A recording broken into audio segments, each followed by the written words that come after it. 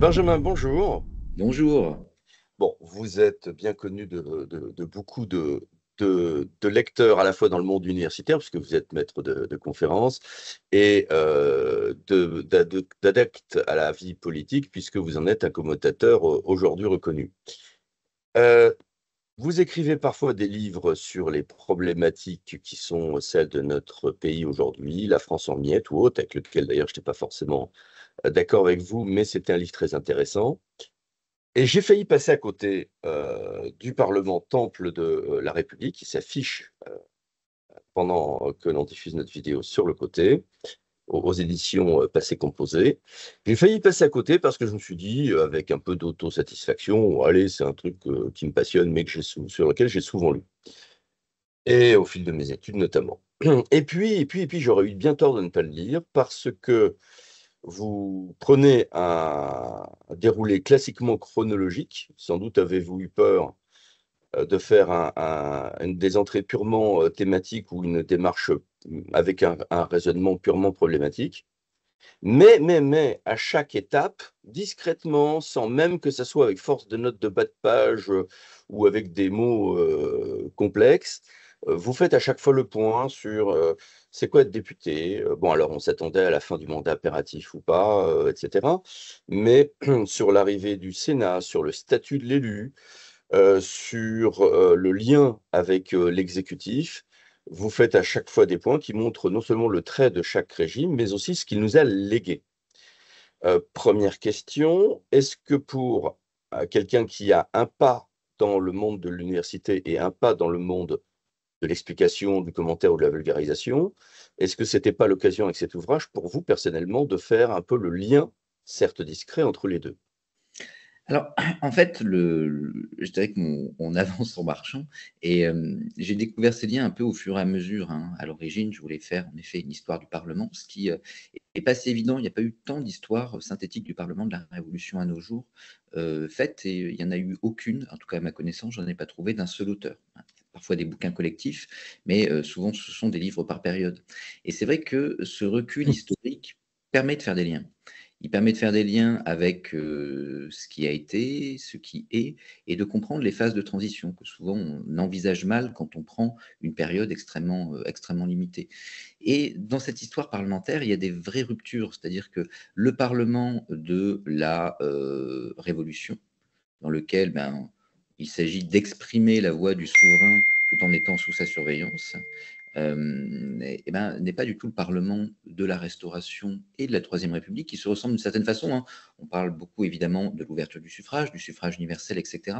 Mais c'est presque secondaire dans la manière dont les politiques pensent à l'époque le rôle du Parlement, qui est d'abord une instance de délibération visant à déterminer l'intérêt général à travers un processus qui est un processus quasi habermasien, dialectique, rationnel, passant par une confrontation de points de vue entre ceux qui ont été jugés dans chaque circonscription les meilleurs. Ensuite, on a une troisième phase avec l'arrivée des partis politiques, avec des visions synthétiques, construites et cohérentes de l'intérêt général, visant ensuite à s'articuler dans le cadre de coalitions à partir à peu près des années 20, dans lequel l'exécutif va rapidement avoir une forme de primat, parce qu'une fois que l'intérêt général a été défini par l'élection, il ne reste plus qu'à l'appliquer, et celui qui est le plus efficace pour l'appliquer, le plus rapide, c'est l'exécutif, et on a une forme de fragilisation du Parlement.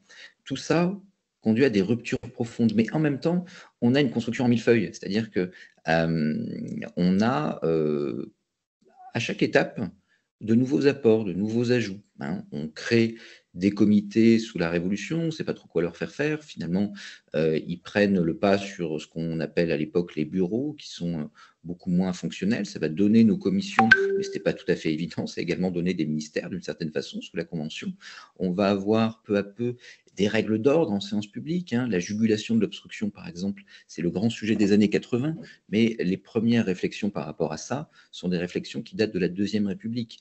Donc, on a une construction par couche, avec des problématiques qui se posent dans des ordres et dans des moments différents, mais qui perdurent, hein. Le statut de député, vous l'avez évoqué également, hein, c'est-à-dire que l'immunité parlementaire, dont aujourd'hui on remet en cause quelques statuts et quelques points, et c'est un problème potentiellement, ça date de la Convention, parce qu'il s'agit de laisser les députés. Ou sujet relativement proche, alors qu'il semble juridiquement différent.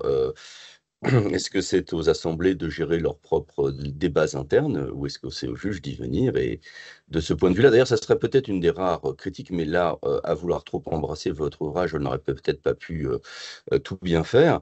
Mais c'est vrai que de ce point de vue-là, c'est un livre franco-français. On attendrait presque un deuxième tome ou autre pour quelques comparaisons internationales, au moins sur de forme de notes de bas de page pour la deuxième édition, sur le sujet que je viens d'évoquer, par exemple. Ah oui, alors, déjà l'éditeur m'a dit, vous pondez un gros bébé, il faisait 1 million de caractères au début, on a dû le réduire à 800 000 parce que les contraintes de l'édition non universitaire qui vise à la fois être rigoureuse mais en même temps à parler à un grand public, ben, sont ce qu'elles sont. Mais oui, là je suis en train de travailler, mais ça va prendre un peu de temps, quelques années, parce que c'est un gros boulot, un manuel de droit et d'études parlementaires. Et là, vraiment, l'idée, ça va être aussi de faire des comparaisons internationales. Parce que les étapes que j'ai décrites un peu rapidement ne sont pas forcément les mêmes à l'étranger, hein. C'est-à-dire qu'en Allemagne, par exemple, très rapidement, on a la naissance de partis politiques. Ces partis politiques sont très rapidement fondés sur notamment la représentation de la classe ouvrière.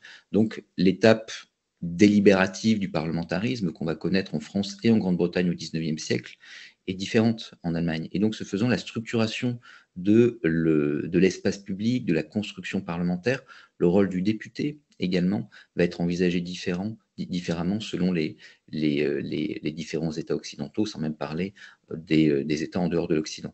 Donc, c'est un vrai sujet, hein. J'aurais aimé Ça pouvoir le pourrait faire être, ça en pourrait être, ça tome pourrait 2. être un élément de conclusion pour montrer les traits communs et originaux en quelques pages à la fin, peut-être.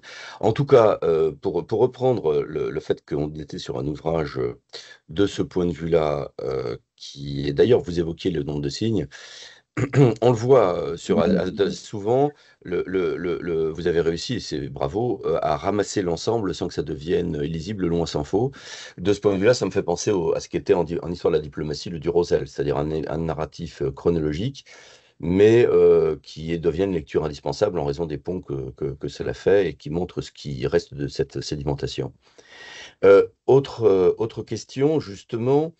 De ces étapes historiques, est-ce qu'il vous semble que nous avons hérité un édifice profondément original et que cette originalité qui se retrouve aujourd'hui balayée par des phénomènes que l'on retrouve dans le monde entier, qui sont des contestations populistes, qui sont des rapidités, des réactions, des raisonnements et des débats par les réseaux sociaux ou autres, ou qui ne sont même plus médiatisés comme autrefois par les partis politiques, voire les journaux, et auquel cas une partie de la crise viendrait de cet décalage entre cet édifice historique et la réalité d'un monde aux vies politiques qui sont quand même plus mondialisées qu'autrefois, donc qui peuvent montrer plus par ce genre de décalage. Ou est-ce que il vous semble au contraire que non, les crises de ces dernières années, voire décennies, s'inscrivent totalement dans une tradition très française? Alors, je dirais qu'il y a presque 3 questions dans votre question. Est-ce qu'on a hérité d'un édifice original? La réponse est oui, hein. C'est ce qu'on évoquait un peu tout à l'heure quand vous parliez des autres parlements. Le Parlement français est par bien des aspects originaux. C'est-à-dire qu'on a vraiment ce poids du parlementarisme libéral qui demeure, hein, malgré le fait majoritaire, etc. On continue à discuter. Certains jugent que ces discussions sont picrocolines et inutiles, mais en réalité, elles sont profondément ancrées dans une histoire qui est une histoire dialectique du débat parlementaire. Et je pense qu'aujourd'hui, c'est précieux, c'est-à-dire qu'on gagnerait, Michel Barnier gagnerait beaucoup plus qu'à s'inspirer de ses prédécesseurs directs, à penser à ces présidents du Conseil des 4e et surtout des 3e Républiques qui devaient construire justement des majorités, hein. C'est notamment ce qu'a très bien montré dans son ouvrage Nicolas Rousselier, hein, sur le Parlement de l'entre-deux-guerres. Là, on a vraiment quelque chose qui est caractéristique d'une forme de parlementarisme à la française. Je vous interromps alors qu'on n'en était qu'à la première question, mais ce genre de réflexion sur comment, autrefois, certains n'avaient pas d'autre choix que de devoir bâtir des majorités au-delà de leur camp initial, est une réflexion qui aurait pu irriguer aussi bien l'actuel Premier ministre que ceux qui ont prétendu à ce poste. Bien sûr, et paradoxalement, ce serait probablement beaucoup plus en adéquation, ce qui montre que l'histoire parfois se répète, hein, mais avec la configuration parlementaire actuelle. L'idée que le scrutin majoritaire à deux tours, quand bien même il perdure, donne des majorités absolues et pléthoriques, c'est une idée très présentiste. Sous la Troisième République, il n'en a jamais donné. Au contraire, il était vu comme étant très déstructurant de la vie politique. C'est d'ailleurs pour ça que le scrutin par département produit des effets paradoxalement relativement similaires à un scrutin majoritaire, mais c'est pour ça que des gens comme Blum, par exemple, voulaient une proportionnelle intégrale avec une proportionnelle nationale, parce qu'ils voulaient disciplinariser les formations politiques et sortir d'un jeu qui était un jeu en fait de lutte entre grandes personnalités très ancrées localement, mais du coup très autonomes et indépendantes, ce qui conduisait à une forme de hiatus entre une prédominance des partis et en même temps une absence de discipline parlementaire. Donc là, c'est intéressant parce que c'est-à-dire que au-delà des visions que l'on peut avoir depuis les 1962, en réalité, on a un retour à des débats et à des questionnements en matière de gestion parlementaire et de mode de scrutin qui datent en fait de la Troisième République, de la fin de la Troisième République, de vraiment cette crise des années 30-40. Est-ce qu'on a une crise du parlementarisme? La réponse est oui. Elle est à la fois ancienne et très contemporaine. Elle est ancienne parce que le parlementarisme rentre en crise en fait dans les années 30. À partir des années 20-30, il rentre en crise pour plusieurs raisons. Montée des partis politiques, et donc ça veut dire, on l'évoquait tout à l'heure, mais définition d'un intérêt général préalable à la délibération. Donc soit je le définis dans le cadre de mon élection, je suis élu, et donc le Parlement n'est qu'un exécutant, soit je le décide après, dans un jeu de coalition, mais ceux qui négocient, ce n'est pas tant les parlementaires en séance texte par texte, c'est les partis. Les partis négocient une base programmatique de coalition. Et donc ça met en crise le parlementarisme, qui devient quelque chose qui freine l'application d'un programme perçu comme étant nécessairement légitime, bien puisqu'il a gagné. Et donc, et là, c'est un peu ce à quoi on a assisté durant cette élection. Regardez, regardez, j'ai plus de députés que toi, et comme j'ai plus de députés que toi, eh bien, ce faisant, j'ai le droit de gouverner parce que c'est assez vain. C'est-à-dire que dans la pensée parlementaire, théoriquement, on devrait justement débattre texte par texte pour arriver à trouver, si ce n'est des consensus, au moins des majorités. L'idée que ma vision l'a emporté parce que j'ai plus de députés n'a pas vraiment de sens. Pourtant, elle est très marquante de ça et d'une crise profonde. Donc, on retrouve ça dans les années 30. Et l'exécutif, là-dessus, est perçu comme étant plus à même de produire rapidement ce type de politique. Il y a une deuxième crise qui, là aussi, enfin, il y a un deuxième aspect de cette crise plus ancienne. Je vous interromps de nouveau. Oui, donc je suis effrayé par votre comparaison pertinente, puisque là, j'enfonce une porte ouverte, j'en ai conscience, mais la crise du parlementarisme s'associe immédiatement dans les années 20-30 à l'idée que l'exécutif est plus efficace. Très bien, dans le meilleur des cas, ça appelle à des réformes portées par de brillants ministres de l'époque. Dans le meilleur des cas, on sait que ça pousse au populisme, voire à l'acceptation de la dictature, qui est quelque chose qui est un vers aujourd'hui très remuant dans le fruit de toutes les démocraties occidentales, notre pays comme d'autres, y compris l'Angleterre, les États-Unis, etc.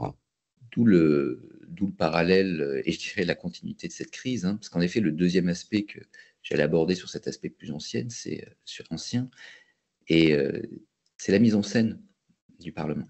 C'est-à-dire que d'où vient la légitimité? On dit beaucoup en France, le président est élu au suffrage universel et donc il détient en lui-même la légitimité par cette élection. C'est vrai et c'est faux. C'est vrai en grande partie parce que le régime s'est structuré comme ça autour du général de Gaulle, puis de l'atavisme qui a été celui de son élection. Chaque fois, on élit un sauveur.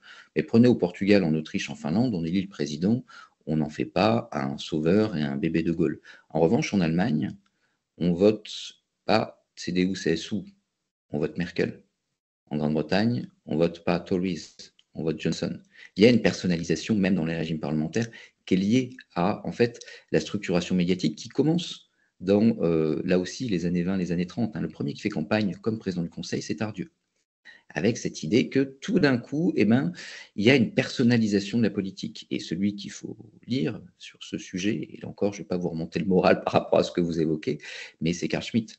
Carl Schmitt, qui évidemment est je dirais, un turiféraire d'un régime fort. Alors d'abord conservateur et autoritaire, puis ensuite avec son ralliement au nazisme, fait la meilleure critique externe du régime parlementaire en expliquant ça, c'est-à-dire que une assemblée n'incarnera jamais autant la capacité à agir sur le réel nécessaire en démocratie. La démocratie, ce n'est pas seulement la délibération collective, c'est comment, à travers la délibération, on fait des choix qui vont être structurants pour permettre au souverain de choisir son destin et d'agir efficacement sur ce destin-là. Un individu qui dira toujours, eh ben, écoutez, moi, je peux, eh ben, avec la radio et encore plus avec la télévision, et je vous passe, et on vient au deuxième point très contemporain, hein, avec les chaînes d'information en continu, sera toujours là-dessus, aura toujours un avantage. Pourtant, ça ne veut pas dire qu'il est plus efficace. En règle générale, il est même en grande partie moins, parce que la décision, elle est communicationnelle, elle est souvent impulsive, elle est mal comprise, elle est mal légitimée. Et là, il faut revenir à un auteur plus ancien qui est Sieyès. Le débat parlementaire n'a pas seulement pour but chez Sieyès de délibérer sur ce qui serait le mieux. Il a également pour but d'amener l'ensemble du souverain, en s'intéressant au débat parlementaire, à suivre les arguments, les contre-arguments, et donc ça participe à la légitimation de la décision. Si je pense que ma réforme est bonne, bah, je peux avoir cette idée merveilleuse dans ma tête, et moi, président, à 20h, je l'annonce, mais je n'embarquerai que mes soutiens.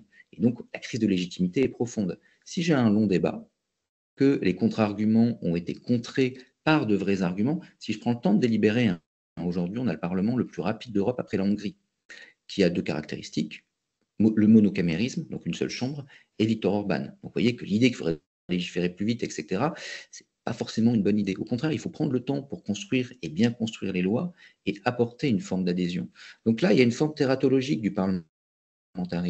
Comme on veut être efficace, eh ben, on va de plus en plus vite. Et comme on va de plus en plus vite, on perd l'un des intérêts fondamentaux du parlementarisme et l'un des avantages par rapport à l'exécutif, qui est la construction. Et ensuite, pour terminer sur ce point-là, pour parler, je dirais, très, très contemporain, il y a trois choses qui marquent le Parlement tout de suite maintenant, et qui sont, à mon avis, problématiques. Le premier élément, c'est une forte mise en visibilité. Ce qui est paradoxal par rapport à ce que j'évoquais tout à l'heure, mais on a perdu le sens des coulisses. L'obstruction, c'est pas nouveau, et l'obstruction, c'est pas mal. En revanche, l'obstruction, naguère, était un jeu dans lequel chacun se mettait en scène pour être représentatif des desiderata de ses électeurs. Mais il y avait beaucoup plus de coulisses, notamment dans les commissions. On discutait, on dealait sur les amendements. Les gaullistes et les communistes partageaient la même photocopieuse à l'Assemblée nationale, et parfois quelques parcours communs dans la résistance, ils parlaient, ils dealaient. Deuxième élément qui est important, c'est je dirais la perte d'une culture parlementaire qui conduisait à considérer le Parlement comme un lieu qui était un lieu dans lequel on devait construire un intérêt général et n'était pas simplement je dirais une caisse de résonance politique. Et ça, aujourd'hui, on voit que justement cette construction commune du texte par amendement, etc., la cède à l'idée qu'il faut que je sois dans l'opposition radicale ou dans la soumission au président de la République, parce que derrière, il n'y a rien à construire si c'était la victoire. Et donc on a une logique majoritaire extrêmement, je dirais, extrêmement structurelle, qui fait que co-penser des lois devient de plus en plus compliqué. Et le dernier élément, au risque de ne pas être très très original. Je vais vous interrompre un instant de nouveau. Désolé. En vous écoutant, j'ai pensé à plein de choses. Les bienfaits ou les méfaits, par exemple, de l'enregistrement des travaux en commission, parce que les citoyens voient que c'est un travail technique, c'est bien, mais du coup, ça pousse les gens à faire les mêmes mouvements d'acteurs surjoués qu'en plénière, ce qui est regrettable. Je pensais aux bienfaits ou aux méfaits des réformes constitutionnelles et institutionnelles de ces dernières années sur le mode d'adoption des lois qui rendent complexe un certain nombre de choses. Tout ceci est bel et bon, mais je me disais aussi que on a un problème globalement de mise en scène, comme vous l'évoquiez, du Parlement versus les parlementaires. C'est-à-dire que dans cette période d'individualisation, vous avez cité pour l'exécutif, il y a une tentative de faire la même chose pour les parlementaires à titre individuel, notamment dans certains camps, qui empêche les tentatives réelles des deux assemblées pour exister collégialement et montrer ce qu'ils font. Et ça, de ce point de vue-là, c'est compliqué, surtout si le temps est long. Mais là où j'étais non pas en désaccord avec vous, mais je trouvais qu'il y a un espace qu'on n'a pas assez valorisé, c'est le fait que le travail en coulisses que vous évoquiez, c'est refait avec la majorité relative du début du mandat Macron 2, mais entre les deux chambres. C'est-à-dire que souvent, les débats qui ont été parfois fructueux en commission mixte paritaire, là, ont été indispensables. Les gouvernements ont dû plus céder au Sénat, et ils ont tous, les uns et les autres, et nos gouvernements les gouvernements successifs qui n'y sont pas prompts, ont réappris à faire des deals parlementaires à l'ancienne. Et c'est de ce point de vue-là, j'avais quelque espoir que ça soit un enseignement pour la nouvelle majorité, les nouvelles minorités. Et je ne suis pas certain que ça marche, mais je me tais. Vous alliez aborder un autre point qui allait m'inquiéter. Non, et je vais revenir sur ce que vous avez dit parce que c'est, à mon avis, extrêmement important. Puis j'ai fait ma thèse sur le Sénat, donc j'ai un petit syndrome de Stockholm vis-à-vis de cette institution que j'aime profondément. Non, en fait, le dernier point, vous l'avez également évoqué, c'est-à-dire que c'est quoi la parole de l'Assemblée? La parole de l'Assemblée, c'est pas quelque chose qui est si évident historiquement. Les premiers journalistes parlementaires qui font l'équivalent des comptes rendus, c'est le Moniteur sous la Révolution, et les journalistes sont essentiellement royalistes. La grande bataille de la République à partir de 1848, c'est de prendre le contrôle de ce que dit l'Assemblée. D'où la création d'un service du compte rendu. Ce service du compte rendu porte une voix qui est la voix du Parlement. Et cette voix, elle est importante parce qu'elle est performative. Vous connaissez ça, quand on s'intéresse à que veut dire la loi, quand on essaie d'avoir une interprétation génétique de la loi, on en revient au rapport, au débat parlementaire. Donc là, il y a quelque chose qui est tenu important parce qu'on parle à l'histoire, on parle à travers les archives, et on parle ensuite à ceux qui devront appliquer la loi. Aujourd'hui, on a, et là les réseaux sociaux jouent beaucoup, une transformation profonde de la communication. Le TikToker député, il n'est pas anecdotique. Pour la première fois, j'ai une singularisation de ma vision de la séance. Je me mets en scène en séance et j'ai plusieurs lectures de la séance. Le discours parlementaire, il vise les collègues, il vise le général, mais il est toujours monovocal. D'ailleurs, ça parle beaucoup dans l'Assemblée nationale, le compte-rendu ne retient que ce que dit l'orateur. Là, j'ai une mise en scène très Instagrammable, ou plutôt TikTokable de moi. Et quel est l'objectif? L'objectif, in fine, c'est que mon TikTok, il fasse réagir sur les chaînes d'information, qu'on débatte ensuite avec moi, voire même de moi. Et donc, je vise mon réseau et je vise au-delà de mon réseau, mais dans un récit qui est un récit individuel et personnel. La voix de l'Assemblée, elle n'est plus attendue. Et ça, c'est une vraie révolution par rapport à la façon dont on a conçu, j'ai évoqué CIS, la délibération, etc., la façon dont on a conçu le débat parlementaire. Je ne crois pas que ce soit un progrès.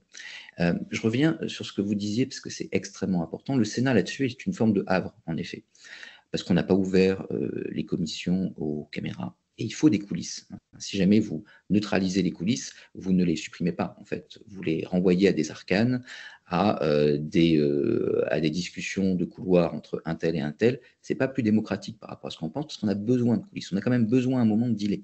Le problème, encore une fois, c'est que là, c'est plus possible. Vous avez des pratiques parlementaires qui sont différentes. Certains jugeraient surannés, mais en fait, l'ancien monde là-dessus, je visais personne, mais a des vertus. C'est d'ailleurs pour ça que d'ailleurs on retrouve parfois beaucoup de pratiques de l'ancien monde. On se dit ah c'était bien. Donc finalement on va reprendre ce qui était naguère. Donc ces pratiques-là, si elles ont survécu souvent 200 ans, c'est pas pour rien.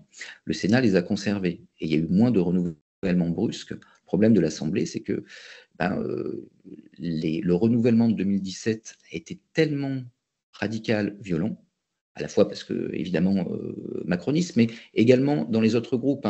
Les Insoumis ne siégeaient pas beaucoup, maintenant les députés RN, les LR, il y en a très très peu qui siégeaient dans les législatures avant 2017. Donc on a eu un renouvellement générationnel, c'est très bien parce qu'il faut renouveler les générations, mais il n'y a pas eu de formation préalable. C'est-à-dire que les anciens forment les nouveaux, on n'a pas connu ça en fait. Et donc on a une vraie rupture de la culture parlementaire et des choses qui sont faites parfois la désespérance de certains fonctionnaires parlementaires, qui sont en radical positionnement.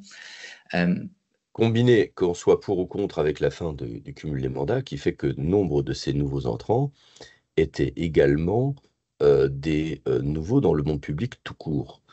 On peut estimer que c'est très très bien que de faire entrer des professionnels de toutes les classes de la société, mais la rupture de ce point de vue-là ne pouvait qu'en être accélérée, et la rupture des pratiques avec le Sénat ne pouvait qu'en être plus grande, sous bien le sûr. regard souvent goguenard ou désespéré des sénateurs, dans mon Exactement. expérience.